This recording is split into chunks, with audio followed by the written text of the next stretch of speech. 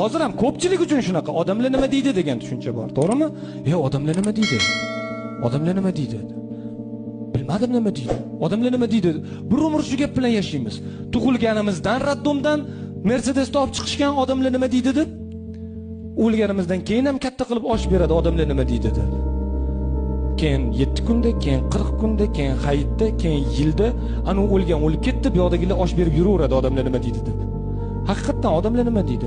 Agar 200 kishilik to'yga sharoit yetadigan bo'lsa, katta qilib 1000 kishilik to'y qiladi. Eshitgan nima odamlar nima deydi? Lekin kelgan mehmonni 80% ham yurishim to'yga boraylik, bormasak odamlar nima deydi deb kelgan. To'g'risi, odamlar nima deydi? Odamlar qarzingni qachon qaytarasan deydi. Odamlar 3 ta kelini bilan 2 xona uyda turar ekan deydi. Odamlar yaxshi gap gapirmaydi.